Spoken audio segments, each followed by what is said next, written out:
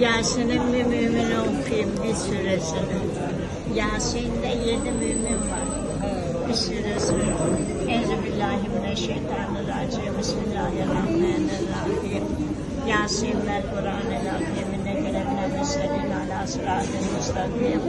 Tenzilel azizir rahim. Litunzirga memma unzira ve gafilun lefekakat ala ekserina fekunda yürümili.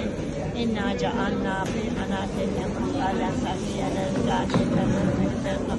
Ve cealna fi beyne eydihim selleme minatihim selleme leşellâhu fekunda yüksürün.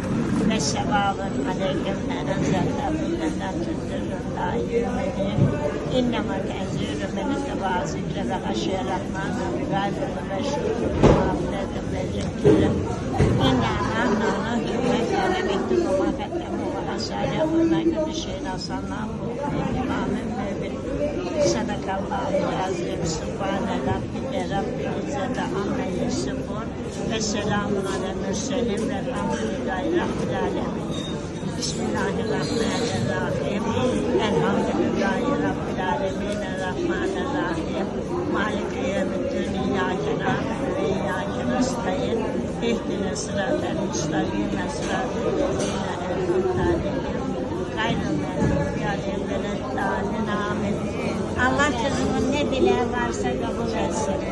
Bana ettiği yardımın Allah yerini fazlasından doldursun. Dolsun, dökülmesin, artsın, eksilmesin, gerisi kesilmesin. Allah sağlıklı ömür versin, üzüntüsüz, kedersiz günler göresin. Çocuklarından sıkıntı, keder görme, onlar da görmesin. Sağ ol. Sen Gülah, sana güzel yakışıyor. Evet, vallahi.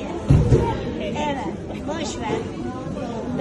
Ben de çok zayıfladım ama şekerden. Zayıflık her zaman iyidir. Sağlık iyidir. Evet. Çok kilo değil.